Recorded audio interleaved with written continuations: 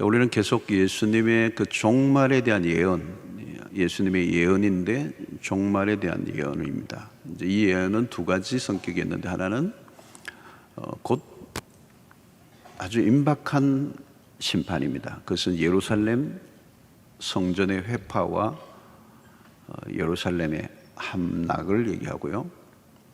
또 하나는 이제 미래에 되어질 종말.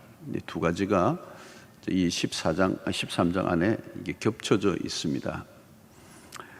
오늘 14절부터 이제 쭉 살펴보아야 되는데, 우리 28절부터 읽었습니다. 우리 14절을 잠시 보면요, 좀 난해한 구절로, 성경 가운데 좀 난해 구절로 알려져 있습니다. 멸망에 가정한 것이 서지 못할 곳에 선 것을 보거든 그때 유대에 있는 자들은 산으로 도망할지어다. 여기에 멸망에 가정한 것이 뭘까?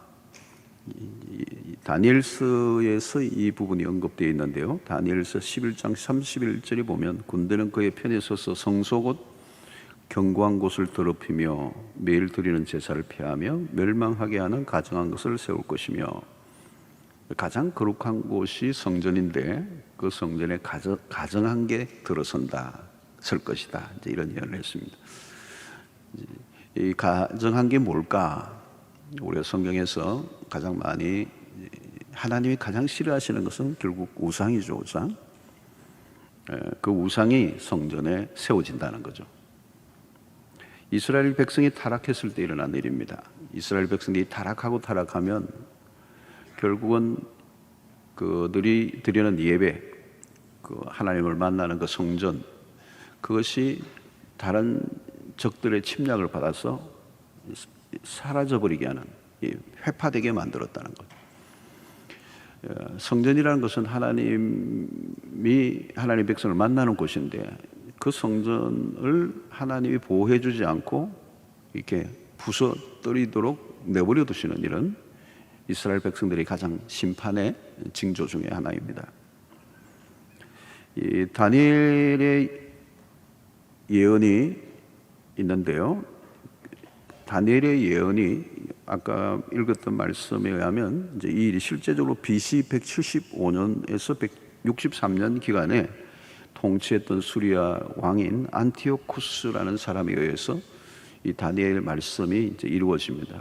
멸망에 가정한 것이 이제 성전에 세워지게 되죠.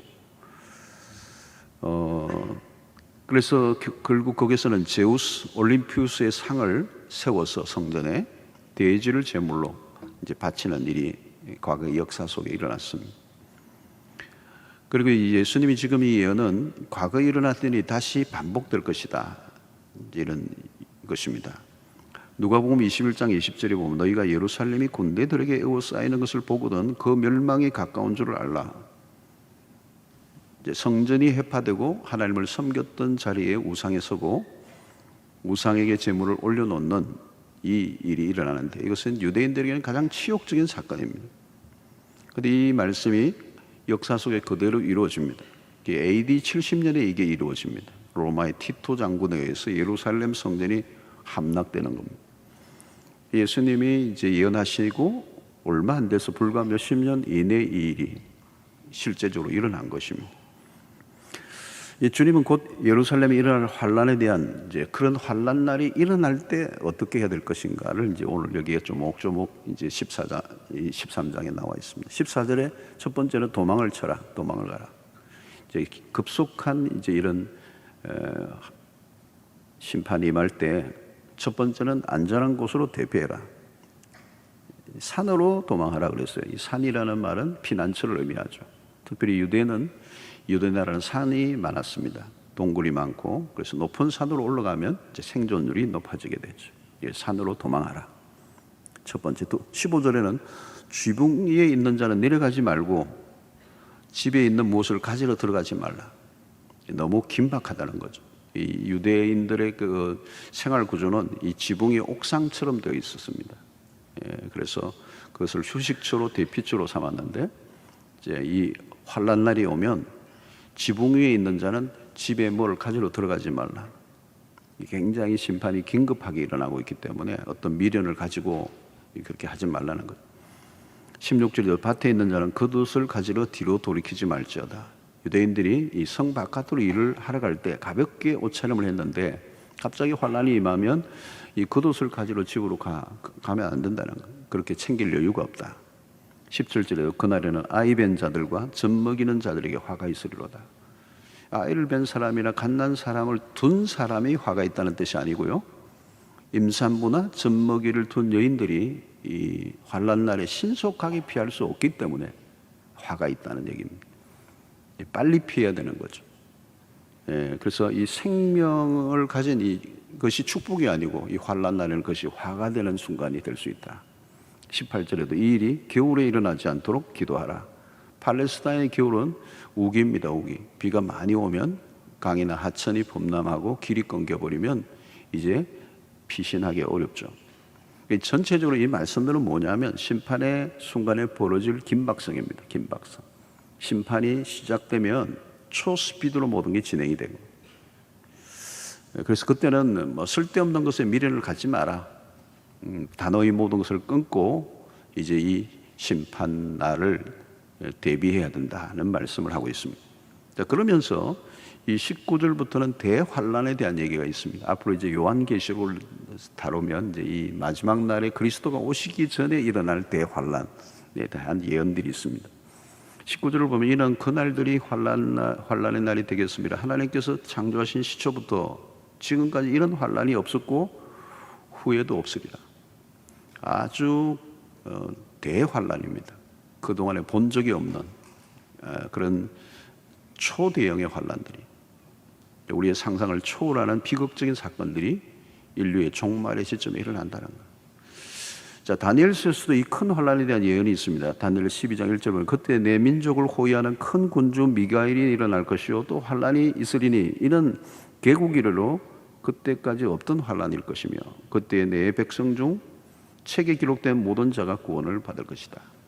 자, 이런 환란이 바로 앞부분에 얘기했던 예루살렘에 함락이 될 때도 110만 명이 죽었던 그 엄청난 사건도 사실은 이런 큰 대환란이에요. 그들이 한 번도 본 적이 없는 거죠. 그러나 그리스도가 오시기 직전의 환란은 더 큰 환란들이에요. 자, 오늘 여기 보면 개국 이래로 그때와 같이 없던 환란일 것이며 그리고 그때에 내 백성 중 책에 기록된 모든 자가 구원을 받을 것이다. 그래서 항상 구원과 심판은 같이 있는 겁니다. 구원의 날이 어떤 사람에게 심판의 날이 되죠. 그래서 이 환란 중에 동시에 구원의 역사가 펼쳐지게 될 것이다. 자, 누구를 구원하실 건가요? 그 책에 기록된 자들. 이 책이 어떤 책이겠습니까? 생명책에 기록된 자들을 구원을 얻을 것이다. 자, 20절에 보면 만일 주께서 그 날들을 감하지 아니하셨더라면 모든 육체가 구원을 얻지 못할 것이거늘 자기가 택하신 자들을 위하여 그 날들을 감하셨느니라. 자, 환란이 너무 심해지면 살아남을 자가 없다는 겁니다. 그래서 하나님이 환란의 그 날수를 줄이셨다. 왜? 당신이 택하신 백성들이 그 심판을 견디지 못하여 멸망에 이르게 될까 봐 당신의 백성들을 구원해내시기 위해서 환란의 날수를 줄였다는 얘기를 오늘 여기서 하고 있습니다. 그러니까 여러분, 이 하나님은 당신의 백성들은 반드시 어떤 환란 속에서도 구원해내신다는 게 이제 여기의 말씀입니다. 자, 환란이 지난 후에 그리스도가 오실 때 일어날 일들입니다. 천체 이상들이 일어나는데 이전에 한 번도 보지 못한 이변들입니다. 24절, 25절 보니까 그때 그 환란 후 해가 어두워지며 달이 빛을 내지 아니하며 별들이 하늘에서 떨어지며 하늘에 있는 권능들이 흔들리리라. 해가 어두워진다는 말은 해가 빛을 잃었다는 겁니다. 하나님이 빛을 주시는 분인데 이 빛을 거둬버리니까 달도 빛을 내지 못했다. 별들이 하늘에서 떨어지는 거. 이건 뭐예요? 천계의 질서가 다 깨어지는 현. 마치 천상에서 지진이 일어나는 것 같아요. 우주의 천계가 거대한 혼돈성에 빠져 요동을 치고 있는 모습. 그리고 하늘에 있는 권능들이 흔들린다는 말은 악한 권세자들이 그리스도의 재림으로 힘을 잃어버리게 될 것이다. 사단의 권세가 힘을 잃어버리게 될 것을 말씀하고 있습니다. 그리고 마침내 그리스도가 공중에서 이제 임하시죠. 26절에 그때에 인자가 구름을 타고, 인자는 그리스도를 말하죠. 구름을 타고 큰 권능과 영광으로 오는 것을 사람들이 보리라 그랬어요. 보리라. 자, 모든 그리스도인들의 소망이 이루어지는 장면입니다. 그리스도의 재림이 가시적으로 임할 거다. 모든 사람들의 눈으로 목격하게 될 것이다. 자, 이것은 이미 사도행전에서도 말씀한 바 있습니다. 1장 10절로 11절 보니까 올라가실 때에 어디로? 예수님이 지금 부활하신 그리스도가 육체를 입은 상태로 지금 공중에 올라가실 때에 제자들이 자세히 하늘을 쳐다보고 있는데 흰 옷 입은 두 사람이 천사들인 거죠. 그들 곁에 서서 이르되 갈릴리 사람들아 어찌하여 서서 하늘을 쳐다보느냐? 너희 가운데서 하늘로 올려주신 이 예수는 하늘로 가심을 본 그대로 오시리라 하였느니라. 여러분, 언젠가 하늘이 열리고 그리스도가 구름을 타고 오시는 거죠. 이 구름은 영광과 권위를 상징합니다. 자, 여러분, 초림 예수, 첫 번째 오신 그리스도는 이 땅에 오셨을 때는 초라한 모습으로 오셨습니다. 그리고 어린 아이, 베이비로 오셨습니다. 그리고 그를 받아줄 여관조차 없어서 말구유에 나셨습니다. 아무도 알아보지 못하고 겨우 무명의 양치던 목자들이 그를 알아보았어. 이 첫 번째 오신 그리스도는 겸손의 왕이요, 또 종의 모습으로 오셨고 마침내는 죄인의 모습으로 십자가에 매달려 죽으셨습니다. 그러나 재림 예수는 전혀 다릅니다. 큰 영광과 권능으로 찾아오신다. 역사는 십자가에 매달린 예수로 끝나지 않습니다. 부활의 주로 나타나셨죠. 무덤에서 살아나시고 성천하신 그리스도는 다시 세상에 오실 것이다 하는 겁니다. 27절에 보면 또 그때에 그가 천사들을 보내어 자기가 택하신 자들을 땅 끝으로부터 하늘 끝까지 사방에서 모으리라. 이 주님이 오셔서 하시는 이 마지막 날에 하시는 일은 당신의 백성들을 끌어 모으시는 일이랍니다. 새로운 성전을 불러 모으시는 겁니다. 이전 것은 다 지나가고 새 것이 되게 하는, 인간에 의해서 더럽혀지고 짓밟혀졌던 그 성전은 이제 사라지고 새로운 성전이 세워질 것이다. 그래서 하나님은 흩어버리기도 하지만 모으시기도 하시는 하나님. 어떤 사람들을 모으시는가? 자기의 택하신 자들, 자기가 택하신 자들을 땅 끝으로부터 하늘 끝까지 사방에서 모으리라. 하나님은 당신의 택하신 백성을 어떤 경우에도 놓치지 않으신다는 거죠. 그래서 마지막 날의 최종적인 일입니다. 마지막 추수죠. 이게 추수를 하는 겁니다. 심판의 때에 가라지는 버리고 흩어버리시고 알곡은 당신의 곳간에 들이신다는 겁니다. 자, 그러므로 지금 우리에게 가장 중요한 것은 이 마지막 날에 대한 준비를 하라는 겁니다. 예수님의 재림이 최대의 이슈죠. 여러분, 성경의 마지막 남은 예언이 딱 하나입니다. 그리스도의 다시 오심, Second Coming. 이게 마지막 남아 있는 유일한 예언이죠. 그리스도는 오신다는 거죠. 우리가 기다리든 기다리지 않든, 부정하든 인정하든 상관없이 그리스도는 반드시 오시고 그것이 역사를 종료하는 마지막 대사건이 될 것이다. 그래서 모든 하나님의 타임 테이블도 역시 그리스도의 재림에 맞춰져 있다는 겁니다. 자, 오늘 30절 31절을 보면 내가 진실로 너에게 말하노니 이 세대가 지나가기 전에 이 일이 다 일어나리라. 천지는 없어지겠으나 내 말은 없어지지 아니하리라. 이 세대가 지나가기 전에 이 일이 일어나리라. 이 말은 하나님의 시간관과 우리의 시간은 달라요. 그죠? 우리의 하루가 천년 같을 수도 있고, 그죠? 천년이 하루 같을 수도 있는. 그러나 여기서 우리 핵심은 이 말씀이 그대로 이루어질 것이라는 거예요. 천지는 없어지겠으나 내 말은 없어지지 아니하리라.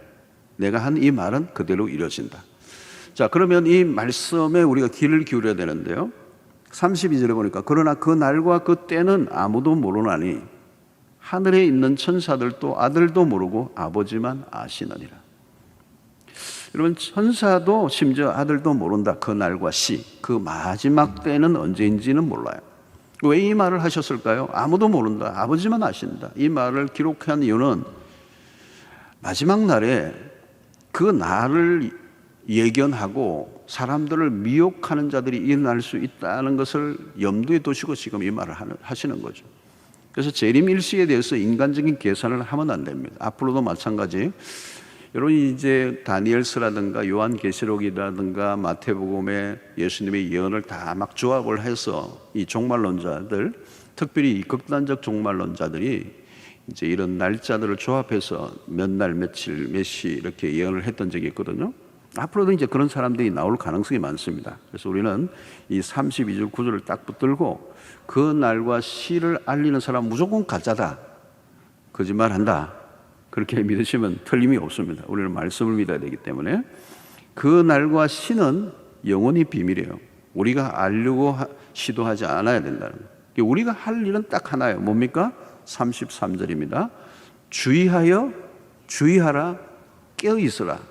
그때가 언제인지 알지 못함이라. 우리가 할 일은 주의하고 깨어있는 것입니다. 자, 여기에 대한 비유가 나옵니다. 비유 34절로부터 37절에 나오는데요. 가령 사람이 집을 떠나 타국으로 갈 때에 그 종들에게 권한을 주어 각각 사물을 맡기며 문지기에게 깨어있으라 명함과 같으니, 이 비유를 한 겁니다. 그러므로 깨어있으라. 집주인이 언제 올는지, 혹 저물 때일는지, 밤중일는지, 다굴 때일는지, 새벽일는지 너희가 알지 못함이라. 그가 호련히 와서 너희가 자는 것을 보지 않도록 하라. 깨어있으라. 내가 너희에게 하는 이 말은 모든 사람에게 하는 말이니라 하시니라 그랬어요. 이 집주인의 부재 기간 동안에 살고 있는 종들이 해야 할 것은 깨어있는 것이다. 모든 초점은 주인이 돌아오는 거예요. 주인이 아직 돌아올 때가 멀었다고 흥청망청해서는 안 된다는, 언제 올지 모르기 때문에. 이 주인의 부재의 시간은 정신없이 놀 때가 아니고 주인을 맞이할 준비를 해야 될 때라는 거예요. 우리가 할 일은 뭘까? 깨어 있어야 된다는 거예요. 그러니까 신약 시대에 오늘 예수 그리스도의 재림이 임박한 이때에 우리에게 주어진 최고의 미션은 깨어 있는 거예요. 자, 그 날이 언제인지 알지 못하기 때문에, 부지불식간에 임할 일이기 때문에, 그래서 여기 깨어있으라는 이 말의 원어적인 의미는 계속이라는, 항상, 한 번의 행위가 아니고 계속된 행위, 항상 계속 깨어있어야 된다는. 자, 이 깨어있는 삶의 모습이 무엇이어야 하는가? 그것을 이 마가복음과 누가복음의 이 병행이 되는 이 내용이 있는데요. 누가복음을 보면 21장 34절에서는 깨어있으라는 표현을 이렇게 하고 있는 거예요. 너희는 스스로 조심하라. 그렇지 않으면 방탕함과 술 취함과 생활의 염려로 마음이 둔하여지고 뜻밖의 그날이 득과 같이 너희에게 임하리라. 자, 종말의 때에 조심해야 되는데, 방탕함, 술 취함, 생활의 염려, 이것이 우리의 마음을 둔하게 하면 깨어있지 못하고 잠이 들게 되고 그날이 득과 같이 임하면 심판에 이르게 된다는 것. 자, 우리 시대를 우리는 방종의 시대라고 얘기합니다. 세 가지가 뚜렷해요. 방탕, 술 취함, 생활의 염려. 세상에 빠져 살아가는 사람들의 모습을 잘 표현하고 있는 겁니다. 사랑하는 성도들, 우리는 세상을 따라가는 사람이 아닙니다. 우리가 가야 할 길은 따로 있습니다. 우리의 목적지는 세상의 사람과 다릅니다. 누가 보면 21장 36절에 이르므로 너희는 장차 올 이 모든 일을 능히 피하고 인자 앞에 서도록 항상 기도하며 깨어있으라 하시니라. 여러분, 여기 뭐예요? 항상 기도하며 깨어있으라. 이거 어려운 겁니다, 여러분. 그래서 우리는 어때요? 깨어있으려고 하면 영적 자극이 필요해요. 주변에 자는 사람들이 있으면 나도 잠들기 쉬워요. 다 자니까 같이 자는 거예요. 그리고 경각심이 없는 거죠. 여러분, 주변에 깨어있는 사람들이 있으면 그 사람이 나를, 서로가 깨워주는 역할을 하는 거예요. 내가 잠들 때 누가 나를 깨워주는가? 여러분, 말세는요, 잠드는 사람들이 많습니다. 세상에 취해서 무슨 일이 일어날지 모르는 거죠. 그래서 말세에 깨어있는 공동체가 필요해요. 내 신앙이 비실비실하면 정신이 반짝 들도록 깨우쳐주는 교회, 깨우쳐주는 성도, 깨우쳐주는 영적 지도자들이 있어요. 여러분, 신앙생활은 한마디로 깨어있는 것입니다. 무엇이 좋은 신앙입니까? 항상 영이 깨어있는 겁니다. 깨어있지 않으면 아무 소용이 없어요. 깨어있는 게 실력이고 능력입니다. 아무리 능력이 많아도 깨어있지 않으면 소용이 없습니다. 신약 시대의 신앙의 핵심은 영적으로 깨어있음을 유지하는 것. 자, 36절을 보십시오. 그가 호련히 와서 너희가 자는 것을 보지 않도록 하라. 여기 중요한 단어가 있어요. 호련입니다. 뜻밖의 예상하지 않는 순간에 갑자기 찾아오십니다. 어떻게 해야 되죠, 여러분? 그러면 호련히 갑자기 우리는 매일매일 마지막처럼 살아야 합니다. 회개도 미루면 안 됩니다. 생각나는 대로 그날 회개합니다. 그날 하나님 앞에서 해결하는 삶입니다. 주변에 용서할 사람이 있으면 그날 속히 용서하세요.